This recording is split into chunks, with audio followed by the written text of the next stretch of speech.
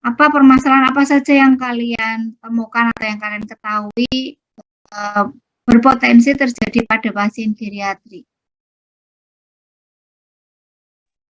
Izin menjawab, Bu Yeni. Yeah. Apa? Iya, untuk permasalahan yang paling utama adalah terkait regimen dosis yang cukup banyak pada pasien geriatri, kemudian monitoring, kemudian kepatuhan. Setelah itu yang paling dibahas atau jadi concern di webinar tersebut adalah ketika satu obat memberikan efek samping, kemudian efek samping tersebut akan diberikan obat untuk mengatasi hal tersebut, jadinya regimen dosisnya akan semakin meningkat dan semakin kompleks. Oke, baik. Terima kasih Mbak Naila.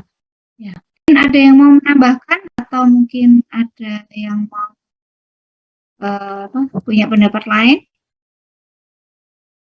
Ya, problem-problem permasalahan pengobatan apa saja sih yang potensial akan muncul pada pasien geriatri? Izin menambahkan Bu Yeni? Ya, Mbak Amalia. Kalau dari yang saya tangkap tadi itu karena penurunan fungsi dari pasien geriatri sendiri itu kayak butuh penyesuaian obat-obatan begitu Bu. Jadi kan tidak sama ya sistemnya. Jadi nanti untuk seperti efek samping seperti itu juga harus diperhatikan lebih karena bisa saja dengan dosis tetap yang biasa itu bermanfaat untuk pasien-pasien yang masih muda, tapi untuk pasien geriatri bisa saja itu bisa muncul efek samping. Baik, terima kasih Mbak Maria. Jadi memang pada pasien geriatri itu yang pertama jelas ada penurunan fungsi organ, ya, di mana ada beberapa obat mungkin yang dia sudah berubah farmakokinetikanya karena terjadinya penurunan fungsi fisiologis pada pasien geriatri.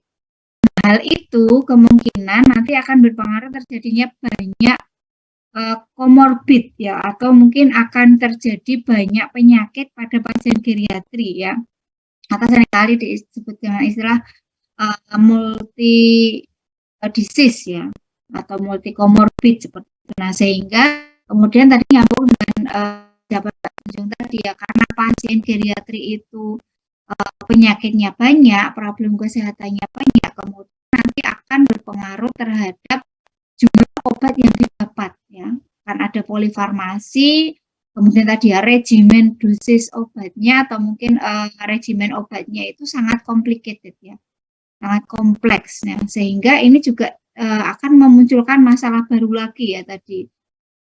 Kemudian ada potensi efek samping diobati jadi efek samping lagi, diobati lagi jadi efek samping lagi, yang dikenal dengan istilah apa itu? Apa itu? Yang digambarkan seperti air terjun? Apa sih itu?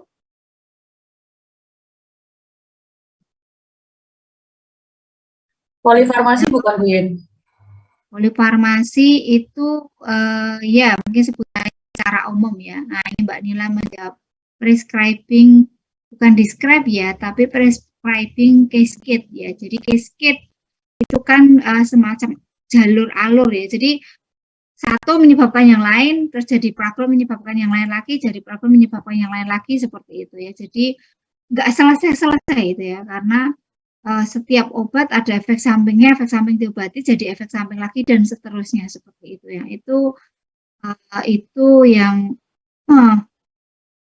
potensial muncul ya, ditemukan ya sebagai problem atau potentially inappropriate medication ya pada pasien geriatri. Nah, itu jadi poinnya sebenarnya di situ ya, bermula dari problem kesehatannya, fungsi fisiologis menurun, penyakitnya banyak, ada polifarmasi ya, kemudian menyebabkan potensial permasalahan, salah satunya tadi ya prescribing cascade ya, terjadi kemudian problem terkait dengan ketidakpatuhan ya tadi Mbak Tunjung tadi ya. Nah, seperti itu. Jadi itu problem yang complicated pada pasien geriatri. Oke.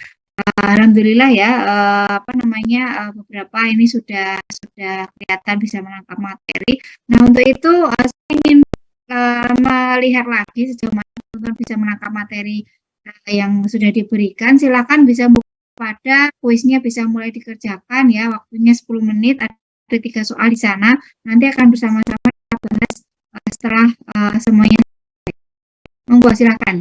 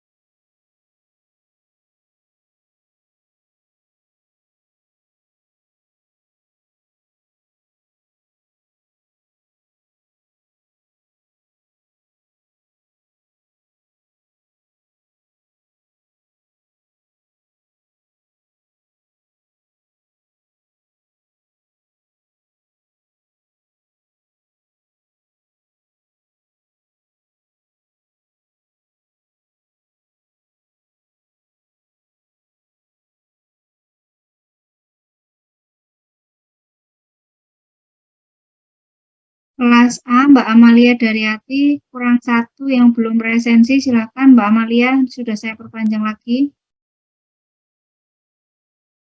Kelas B, silakan bisa mulai presensi.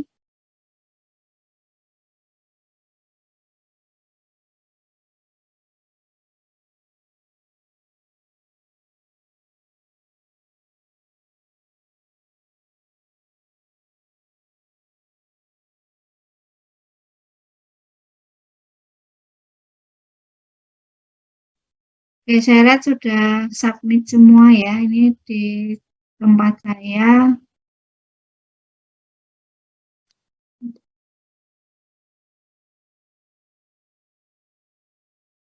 Ada 48.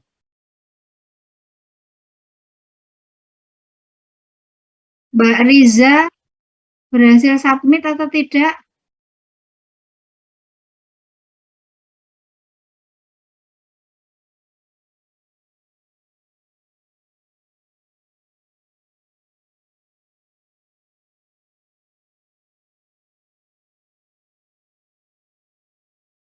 Oke, masih ada waktu 2 menit lagi. Yang belum segera diselesaikan.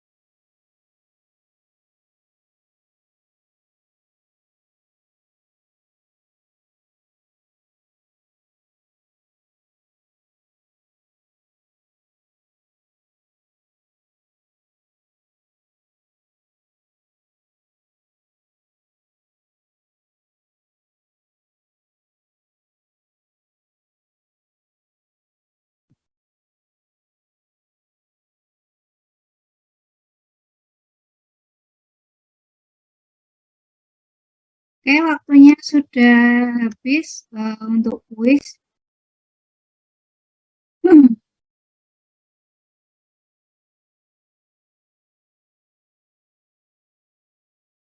Ya, oke, kita akan langsung bahas ya. Ini karena waktunya sudah tutup. Ada yang belum berhasil submit?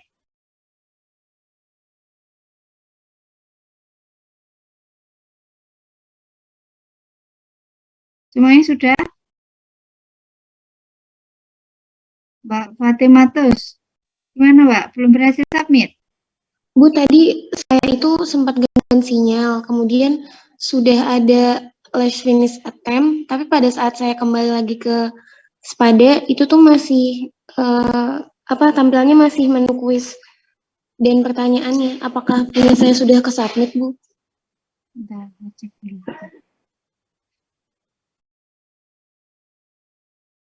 Fatim.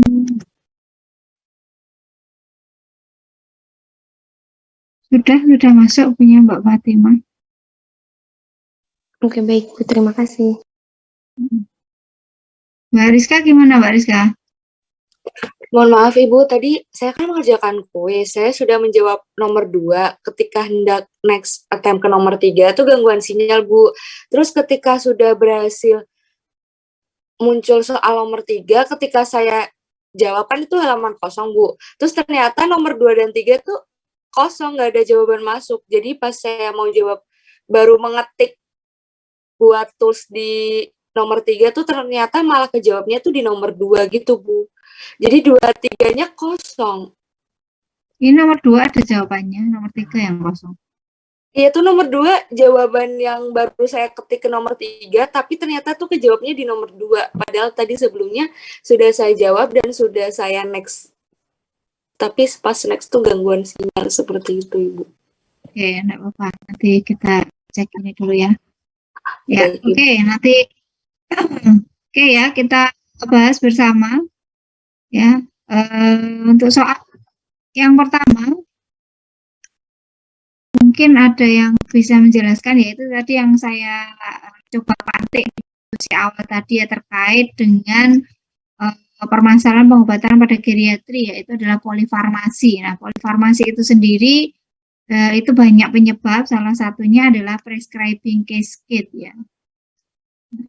Apa itu prescribing cascade, Mbak Selviana? Baik Bu, jadi untuk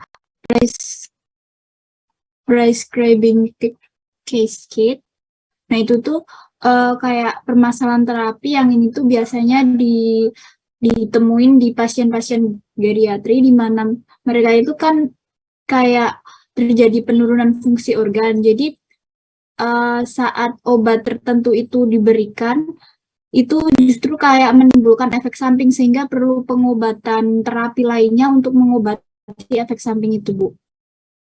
Dan untuk contohnya ada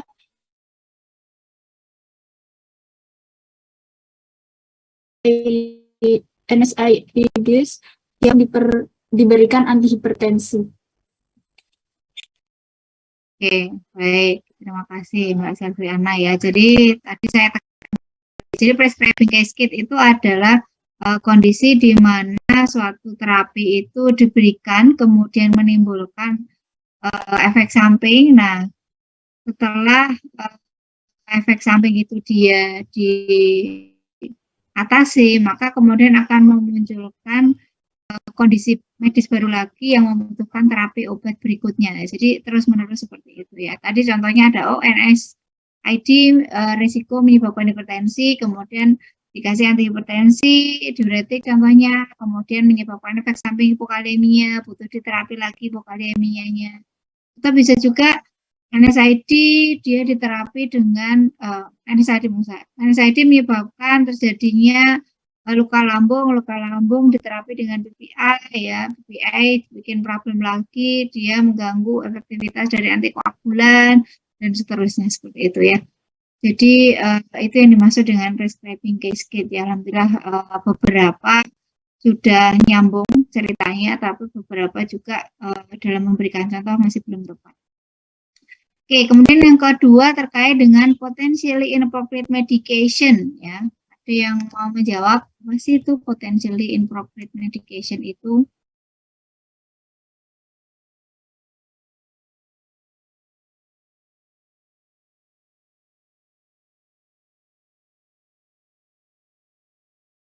Oke, coba Mbak Fatim tadi.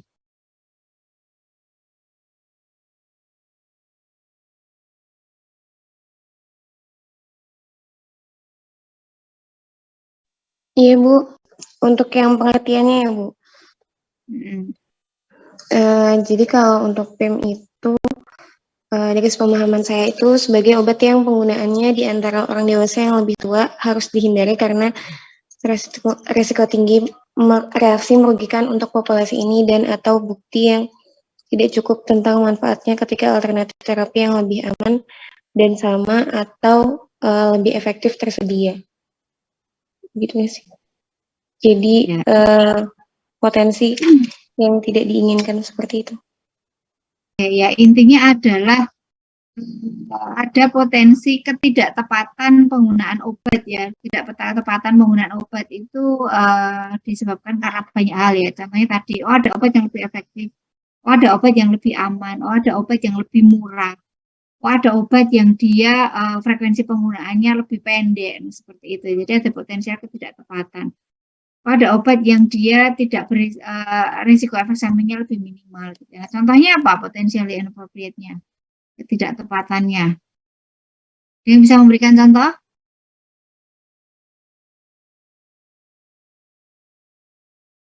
Mbak Amalia Sekar?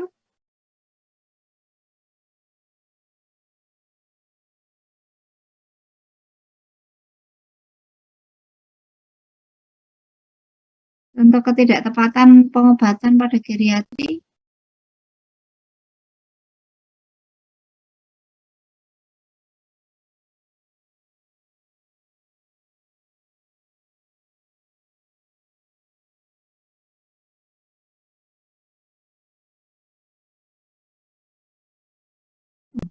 Enggak ada ini, Mbak.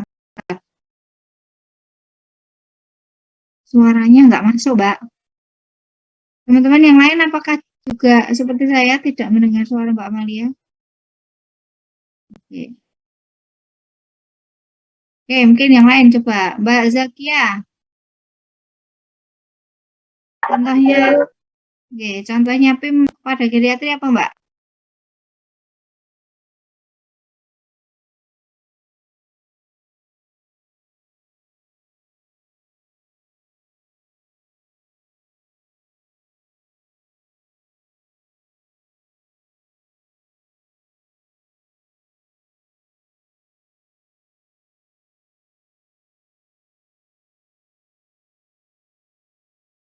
Tadi kan sudah menjawab, toh? Tadi punya saya belum terjawab. Yang lain ada yang bisa?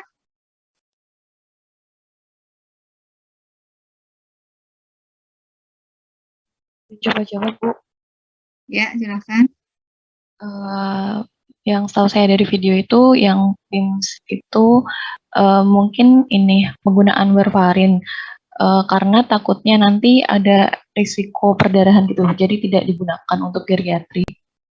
Ya, tepat sekali Mbak Dinda ya. Salah satu obat yang potensial menimbulkan ketidaksesuaian pada pasien geriatri adalah warfarin. Tadi ya nanti bisa selengkapnya dibaca di Beers-List ya, ada banyak sekali obat-obat yang perlu dihindari pada geriatri karena potensial untuk menyebabkan problem pengobatan gitu ya. Oke, kemudian yang terakhir ya, terkait dengan bagaimana cara penilaian ketidaktepatan penggunaan obat pada pasien geriatri. Terus apa yang bisa dipakai? Ada yang bisa menjawab?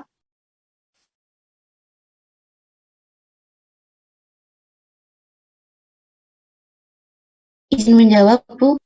Ya, silakan. Jadi untuk melihat PIMS dari pasien geriatri itu bisa dengan wawancara secara langsung menggunakan tools seperti Beers kriteria atau stop start kriteria.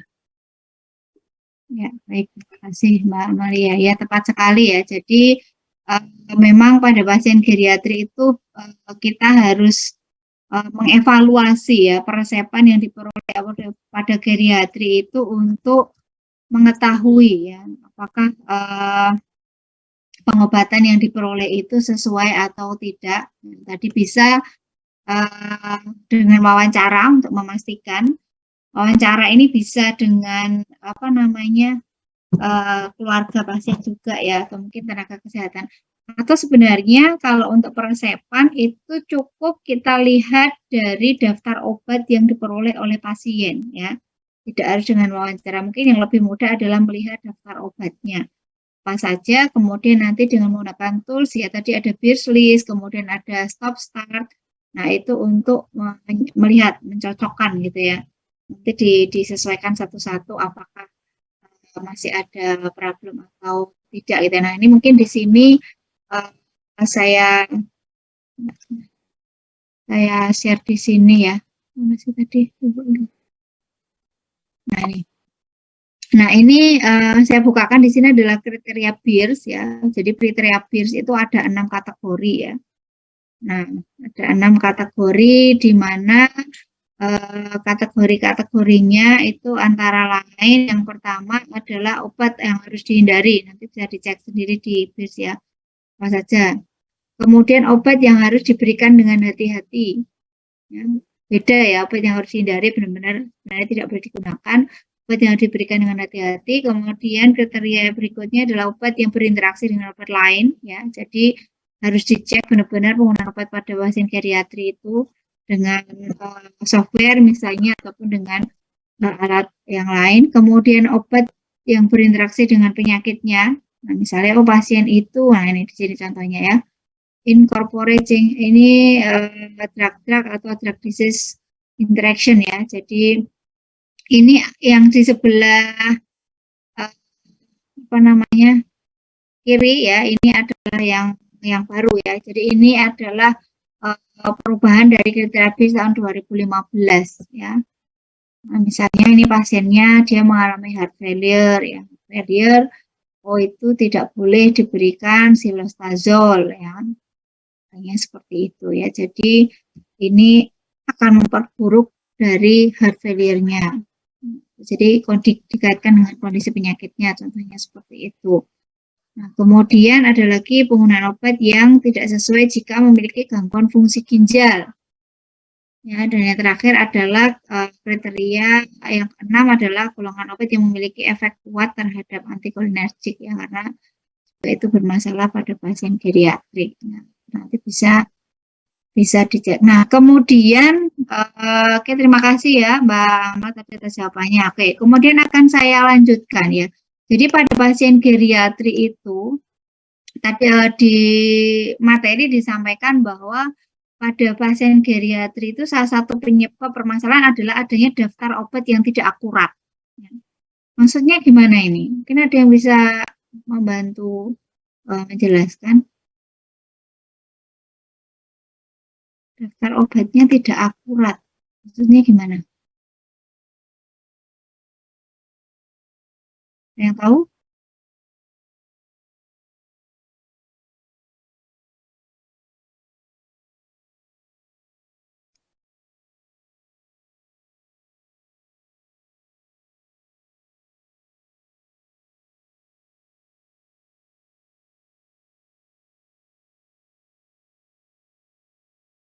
Izin berpendapat, Bu. Iya, silakan Mbak Siva.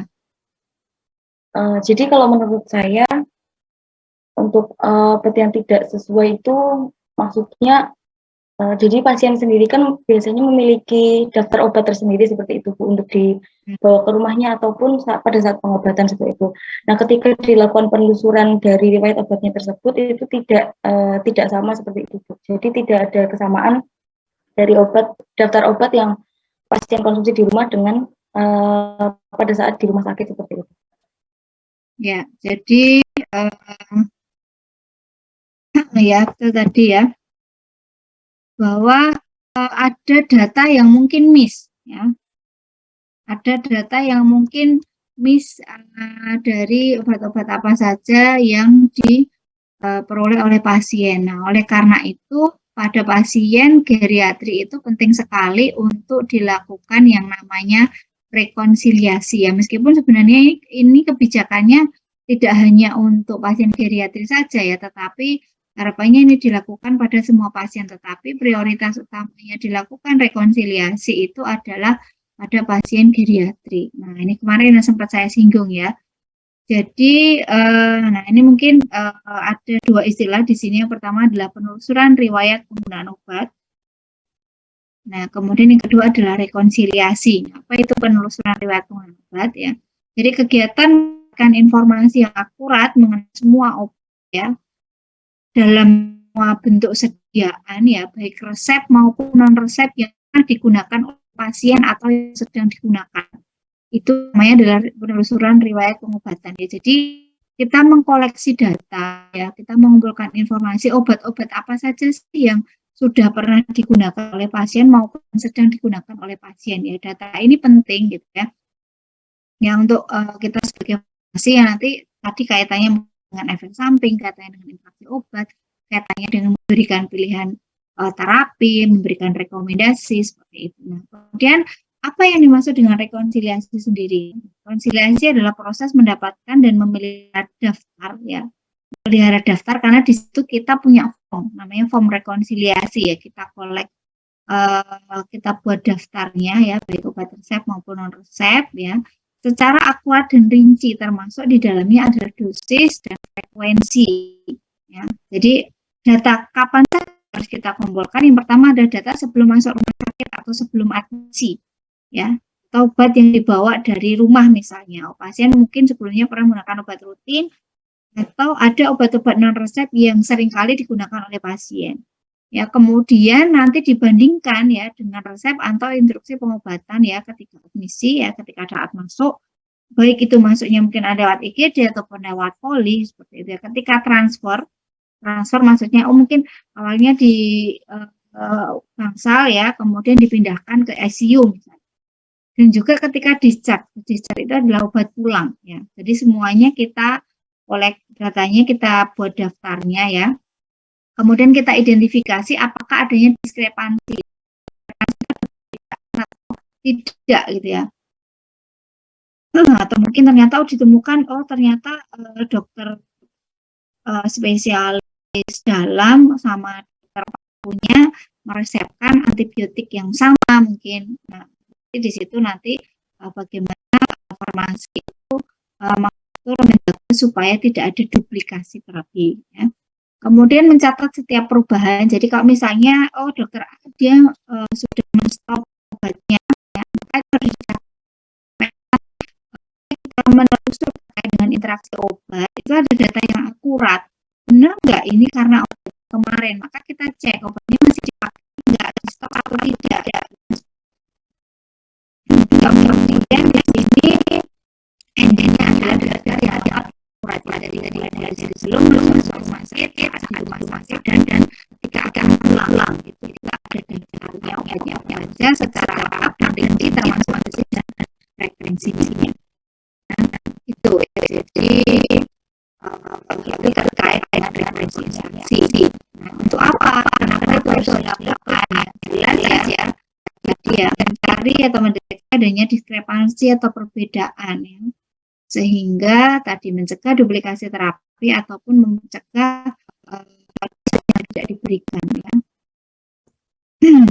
Nah, kemudian mencegah terjadinya problem-problem medication error, ya, seperti misalnya pasiennya alergi itu bisa terdeteksi, ya. Kemudian mencegah interaksi obat, mengidentifikasi ketidakpatuhan pasien terhadap regimen terapi obat, ya, tadi salah satu problemnya pada pasien geriatri juga kan adalah ketidakpatuhan. Ya, dari sana mungkin dari regimennya kita bisa tahu mungkin terkait, ya, dengan ketidakpatuhan pasiennya. Ya, kemudian mengidentifikasi adanya medication error, ya. Tadi karena penelusuran riwayat pengobatan atau penelusuran riwayat penggunaan obat itu umumnya dilakukannya melalui wawancara, ya, melalui wawancara.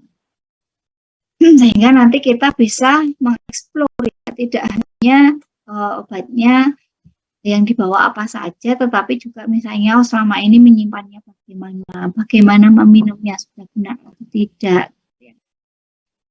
Nah, sedangkan untuk rekonsiliasi sendiri, ya, karena kan gitu rekonsiliasi kita fokus pada obat yang digunakan pasien selama di rumah sakit, ya. Sebenarnya di sini tujuan utamanya adalah mengidentifikasi ketidaksesuaian, ya. Ketidaksesuaian antara mungkin obat yang dituliskan instruksi dokter di rekam medis dengan yang diperoleh saat ini sama enggak. Nah, itu, ya. Jadi tujuan rekonsiliasi itu lebih ke arah membandingkan, kemudian mencari ketidaksesuaian atau mencari perbedaannya, supaya nanti ketika ada potensial problem yang muncul itu bisa dideteksi dari awal. Nah, dokumen apa saja yang bisa dibutuhkan, ya, untuk melakukan penelusuran riwayat pengobatan ataupun rekonsiliasi?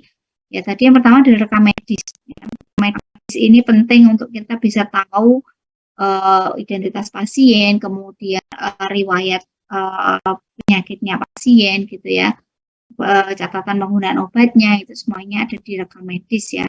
Oleh karena itu teman-teman di sini harus punya keterampilan bagaimana sih cara mengekstrak informasi dari rekam medis. Kalau kita butuh data ini bukanya harus di bagian sebelah mana, seperti itu. Ya, kemudian salinan resep yang dibawa oleh pasien jika ada, ya, nanti kita tahu obat-obat yang selama ini dipakai apa.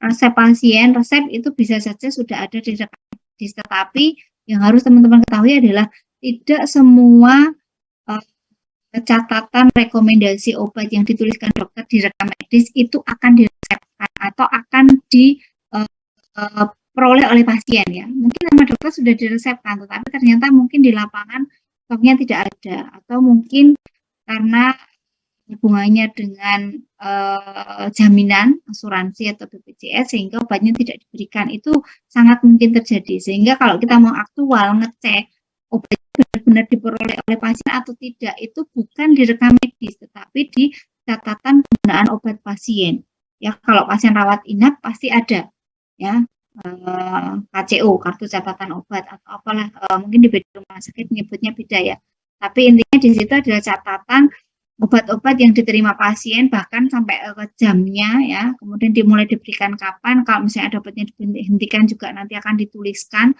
obatnya dihentikan mulai kapan, nah seperti itu yang akurat ya. Jadi jangan dilihat dari harus di cross check. Kemudian formulir atau lembar catatan farmasi klinik ya, biasanya farmasi klinik itu punya catatan sendiri ya, punya SOP sendiri ya. Kemudian juga formulir rekonsiliasi, nah ini yang dibutuhkan. Jadi rekonsiliasi itu adalah bagian dari penelusuran riwayat penggunaan obat ya. Nah, data apa saja yang harus digali? Akan beda pasien rawat jalan dan pasien rawat inap. Nah, kalau pasien rawat jalan ya harus digali saat itu apakah obatnya itu diambil semuanya atau tidak, apakah resepnya masih dilanjutkan atau tidak. Gitu ya. Untuk pasien yang rawat inap ya. Nah, rawat inap nanti perlu dicek apakah pasiennya adalah pasien rujukan dari rumah sakit sebelumnya atau tidak. Karena kemungkinan kalau pasien adalah pasien rujukan, pasti pasien ini dia sudah diberikan terapi sebelumnya, gitu ya. Atau pasiennya ini merupakan pasien penyakit kronis yang selama ini dia sudah home care ataupun sudah menjalani pengobatan secara rutin. Nah, itu juga pasti sudah ada obat-obat yang digunakan selama ini. Ataupun pasien dipindahkan dari ruang rawat atau pasca operasi yang tadi disebutkan tadi, misalnya dari bangsal biasa, bangsal ICU, atau mungkin dari bangsal isolasi ya, pindah ke bangsal biasa, juga sangat mungkin. Nah ini ya terkait dengan data-data obat apa saja yang harus digali ya, obat yang diminum, ya, untuk apa digunakan, nama obatnya apa, itu penting ya, karena ini bagian dari edukasi kepada pasien, karena banyak sekali pasien itu mungkin yang dia sama ini minum obat, tapi nggak tahu obat yang dia minum itu apa. Nah, ini. Frekuensi penggunaannya sehari ya, jadi data ini juga nantinya bermanfaat sekali untuk kita melihat apakah ada problem ketidakpatuhan nggak sih pada pasien ini. Nah, mendokumentasikan adanya alergi dan ROTD. Jadi pada saat penelusuran riwayat penggunaan obat, itu kita juga bisa menggali informasi terkait dengan alergi. Ya, kadangkala banyak di rekam medis riwayat alergi ini tidak kita temukan. Jadi karena mungkin pasiennya itu tidak ditanya ya pada saat anamnesis, atau bisa jadi pasiennya itu tidak tahu kalau selama ini itu pernah mengalami alergi obat. Nah, biasanya farmasi itu pada saat wawancara menggali itu nanti bisa diarahkan gitu ya.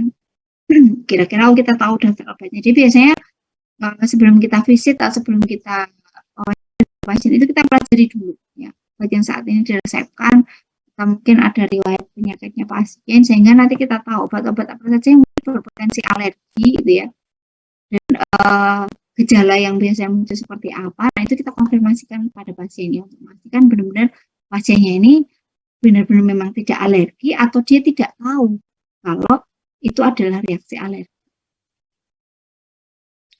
Ya, kemudian tadi yang mengidentifikasi potensi interaksi obat ya. Jadi kalau sudah dapat semua data, kemudian kita cek satu persatu. Ada nggak kira-kira dari reseptor kimia yang obat yang sekarang digunakan itu ada potensi interaksi obat atau tidak. Nah, setelah semua data itu kita peroleh tadi ya, sudah kita gali gitu ya. Nah, maka kemudian apa yang harus dilakukan oleh farmasi klinik ya? Yang pertama adalah melakukan penilaian terhadap ketidakpatuhan ya, atau kepatuhan pasien menggunakan obatnya. Ya, kemudian sebisa mungkin pada saat wawancara juga digali sebenarnya penyebabnya apa sih kok pasiennya nggak mau minum obat itu. Jangan-jangan karena tadi regimennya itu terlalu kompleks sampai bingung yang mau diminum itu yang mana gitu, karena kadang-kadang pasien geriatrik itu dapat obat bisa sampai 15 lebih itu ada ya. Kemudian menilai rasionalitas obat yang diresepkan, termasuk di dalamnya adalah menilai adanya potensial inappropriate medication ya. Dinilai peresepan obatnya dulu ya, di screening mulai dari peresepannya ada yang mungkin tidak sesuai enggak. Kalau memang ada potensial inappropriate, maka kita bisa merekomendasikan lebih lanjut ya.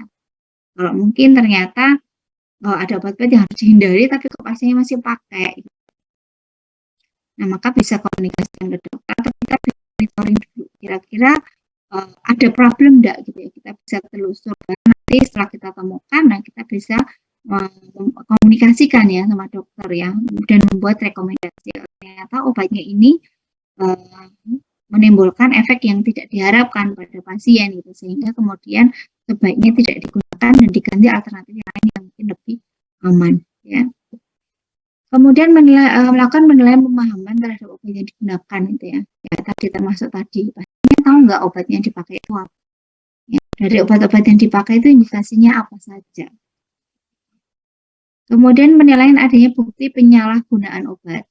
Ya, ini juga beberapa kali saya temui. Jadi pasien itu kadang-kala mungkin apa ya, kalau KPA di apotek gitu ya. Biasanya ini banyak terjadi itu adalah untuk obat-obat OTC. Kalau ada pasien itu yang dia kok setiap 2 hari sekali, itu kok beli obat merek A gitu ya. Isinya sebenarnya hanya paracetamol kodein. Kok kodein, kafein. Paracetamol kafein gitu ya. Tapi apakah itu kira-kira kalau isinya obat paracetamol kafein indikasinya untuk apa ya? Yang tahu?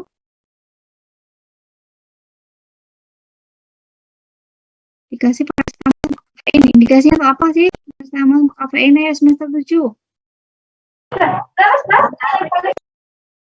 Analgetik bukan?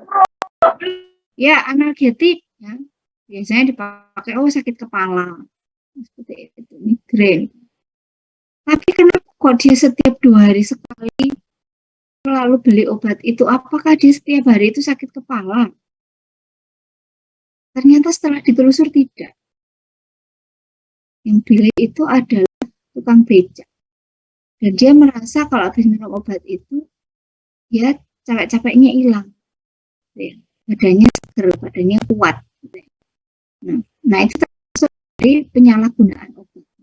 Kenapa? Karena kan sebenarnya itu obat digunakan jika perlu saja. Jika perlu saja, tidak untuk penggunaan jangka panjang. Ya kan tahu kan potensi efek samping yang tidak diharapkan dari paracetamol jangka panjang apa? Gangguan pada hati. Iya, gangguan hati atau hepatotoksik. Nah, itu yang bahaya itu ya. Jadi itu juga perlu kita identifikasi. Nah, seringkali biasanya makanya juga penggunaan obat ini terus tidak hanya obat resep saja, tapi juga non resep ataupun mungkin obat herbal itu juga harus kita gali ya. Karena kadang-kadang pasien itu juga itu biasanya kalau sama dokter itu nggak ngaku kalau pakai herbal, pakai obat tradisional. Kayaknya apa? Takut dimarahi. Gitu. Banyak yang kayak gitu. Padahal data itu penting ya. Mungkin ya nggak masalah pasiennya pakai herbal, tapi apakah nanti penggunaannya harus dijeda atau tidak, seperti itu yang harus kita sampaikan. Kemudian penilaian terhadap teknik penggunaan obat, terutama ketika obat-obat yang digunakan adalah obat-obat penggunaan khusus, contoh apa? Oh insulin, pen, sudah benar nggak cara pakainya? Oh karena pasien geriatri juga potensi terjadi asma ya, asma itu meningkat juga pada pasien geriatrik. Nah, cara pakai inhalernya benar enggak? Ya, seperti itu. Kemudian memeriksa adanya kebutuhan pasien terhadap alat bantu ataupun obat yang untuk meningkatkan kepatuhan dari si pasien. Jadi kita identifikasi kebutuhan pasien ini apa sih. Nah, ini untuk tahapan-tahapan daripada rekonsiliasi. Yang pertama adalah mengumpulkan data.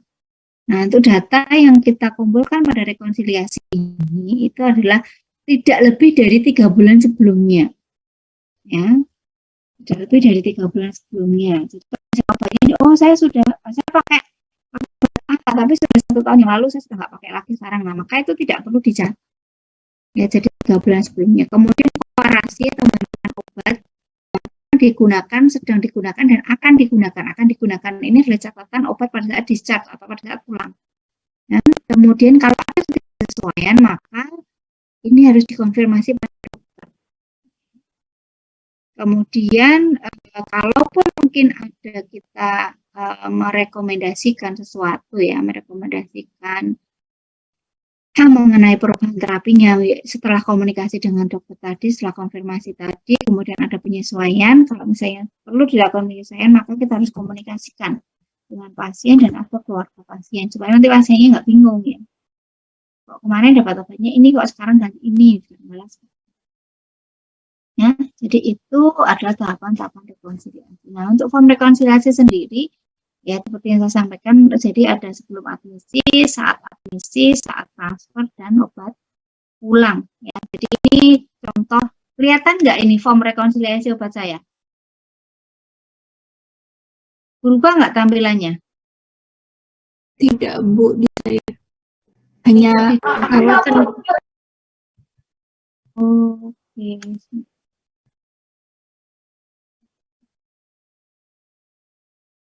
Tempat saya sudah muncul form rekonsiliasi? Sudah, Bu. Nah, ini form rekonsiliasi itu seperti ini. Tapi mungkin di rumah sakit mungkin tampilannya bisa berbeda.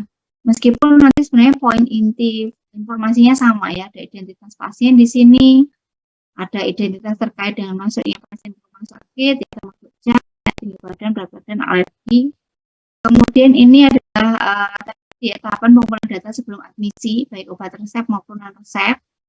Ya, nah untuk stop di sini nanti dituliskan tanggal berhentinya obat, yaitu tanggal dihentikannya obat.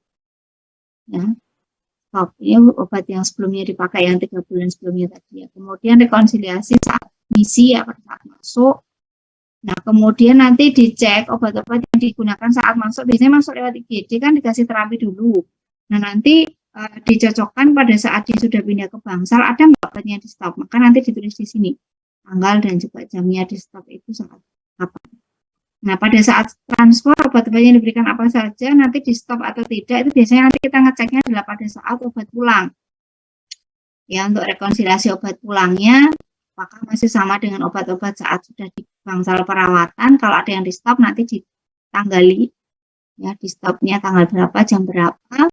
Kemudian nanti untuk obat-obat baru yang akan dibawa pulang itu nanti dimasukkan di rekonsiliasi saat discharge atau pulang ya. Termasuk dosis, frekuensi, rute ya. Kemudian nanti kalau itu adalah sama dengan obat yang sebelumnya ya nanti diklik lanjut ya. Kalau masih sama cara pakainya, kalau cara pakainya berubah ya nanti ditulis perubahannya. Ya, misalnya sebelumnya 3x1, setelah pulang diturunkan dosisnya jadi 2x1, maka ditulis di kolom lanjut aturan pakai berubah ini ditulis 2x1 seperti itu. Ya, kemudian obat baru, nah biasanya kalau diganti ya, ada obat yang diganti, nah masukkan di sini obat barunya apa. Itu ya, nanti dikasih semua proses saat kita rekonsiliasi itu dikasih tanggal, jam, sama nama terang. Yang melakukan rekonsiliasi itu siapa, nanti bisa ditelusur. Apakah informasi yang dia dapat itu akurat nggak, benar nggak, jangan-jangan mungkin ada yang keliru. Atau mungkin apotekernya salah membaca rekam medis juga sangat mungkin. Itu terkait dengan form rekonsiliasi, mungkin ada yang mau ditanyakan dulu, silakan.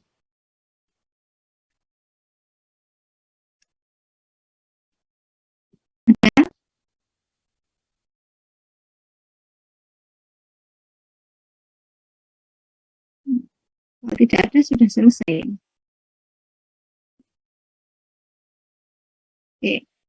Ya, itu terkait dengan rekonsiliasi ya. Jadi tadi ya saya tekankan lagi bahwa pada pasien geriatri itu sudah terjadi perubahan pada fungsi organ sehingga kemungkinan ada obat-obatan yang dia secara farmakokinetik itu sudah berubah. Nah, sehingga perlu dilakukan penyesuaian. Penyesuaian di sini dapat berupa penyesuaian obatnya, ya, ataupun bisa juga penyesuaian ini adalah penyesuaian dosisnya.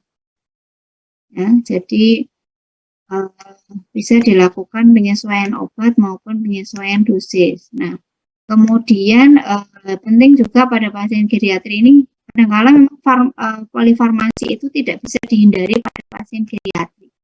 Nah, sehingga apa yang harus dilakukan ya, yang harus dilakukan adalah melakukan monitoring secara ketat ya, terutama untuk obat-obat yang memang dia potensial menimbulkan ADR ya.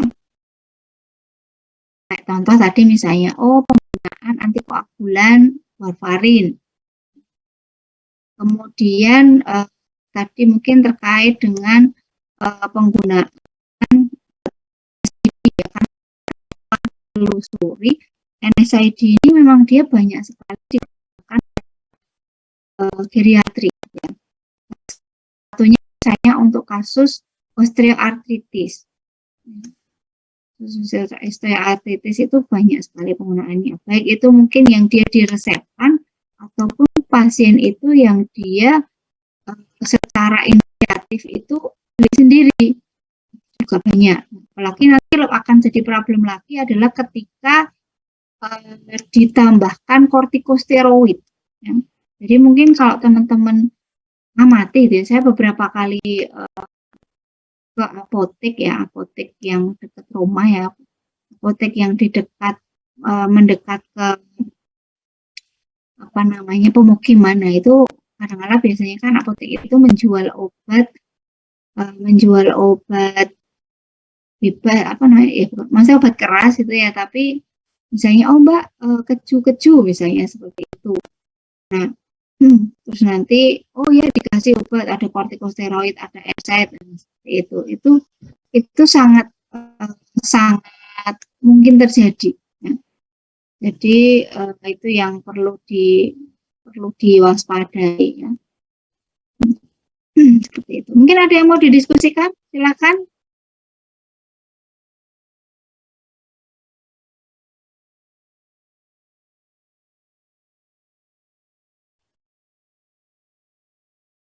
Ya, baik itu terkait dengan penggunaan obat pada geriatri maupun rekonsiliasi. Ada yang mau didiskusikan?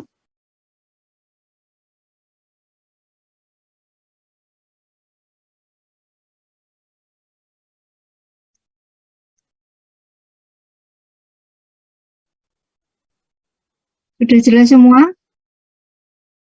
Oke, sekarang coba teman-teman semuanya bisa buka di Spada untuk kriteria stop start.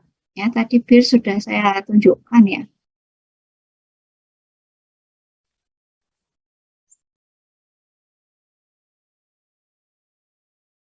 Apa sih yang dimaksud dengan kriteria stop dan apa yang dimaksud dengan kriteria start? Mungkin ada yang bisa menjelaskan? Izin menjawab, Bu. Ya, Ana. Jadi untuk kriteria stop itu kayak obat-obatan yang harus dihentikan bagi pasien geriatrik karena mungkin untuk efek sampingnya itu lebih besar daripada efikasinya. Lalu kalau untuk obat-obat start itu mungkin ini adalah obat-obat yang perlu mulai diberikan atau harus diberikan pada pasien geriatri. Mungkin kalau semisal sebelumnya belum diberikan itu karena takut adanya efek samping, tapi kalau semisal kriteria start ini bisa diberikan, itu lebih diutamakan seperti itu, Bu. Bisa diberikan. Oke, ya benar sekali ya Mbak. Jadi dari kata-katanya aja stop stop ya hentikan gitu ya. Jadi obat-obat apa saja yang sebaiknya dihentikan. Kemudian start adalah obat-obat apa saja yang seharusnya diberikan tetapi belum diberikan. Nah, itu nanti caranya gimana ya? Caranya kita petani satu-satu betul ya dari obatnya, dari catatan obatnya, nah dicocokkan. Karena di sana di kriteria stop start itu juga ada yang dikaitkan dengan kondisi pasien. Misalnya, oh obat ini harus dihentikan kalau pasiennya mengalami seperti ini. Nah, sehingga di sini dari farmasi juga harus tahu ya kondisi si pasien ini apakah dia ada problem penyakit tertentu ataukah mungkin ada misalnya dia mengalami gangguan ginjal misalnya seperti itu ya. Jadi kita pelajarinya itu secara menyeluruh tidak hanya di obat-obatnya apa saja tetapi juga dikaji ke patologisnya. Pasien ini sebenarnya mengalami kondisi yang apa saja sih seperti itu ya.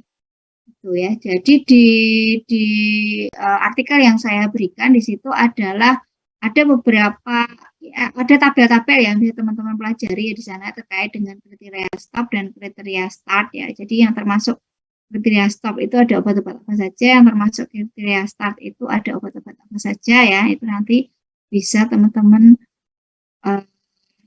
cari ya lebih detailnya kan di sini kan beberapa hanya contoh.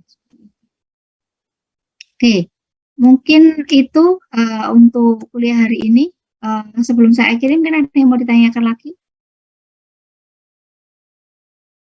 Ya, jadi kita sudah berdiskusi terkait dengan penggunaan obat pada geriatri.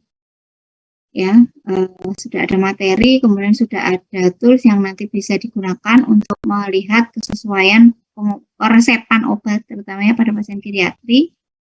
Kemudian juga kalian tahu bagaimana melakukan rekonsiliasi, apa saja data yang harus dikumpulkan, bagaimana formnya, bagaimana cara mengisinya, ya sudah ada. Nanti untuk formnya bisa di-download, saya sudah share di course yang judulnya dokumentasi pelayanan farmasi klinik ya. Di sana ada form rekonsiliasi, kemudian ada materi terkait dengan SOAP dan juga bentuk lain dari SOAP. Pada intinya isinya sama, tapi mungkin penamaannya saja yang berbeda. Nanti silahkan bisa dibuka, ya, bisa dipelajari.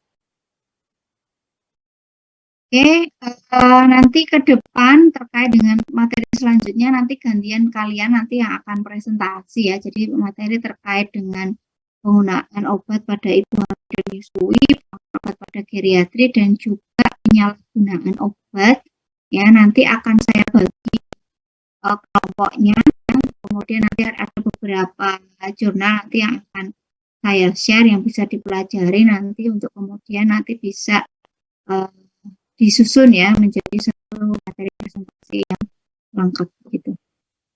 Oke, mungkin itu saja dari saya. Terima kasih untuk pertemuan ini. Saya cukupkan. Assalamualaikum warahmatullahi wabarakatuh. Waalaikumsalam warahmatullahi wabarakatuh. Terima kasih Bu. Terima kasih Bu. Terima kasih Bu.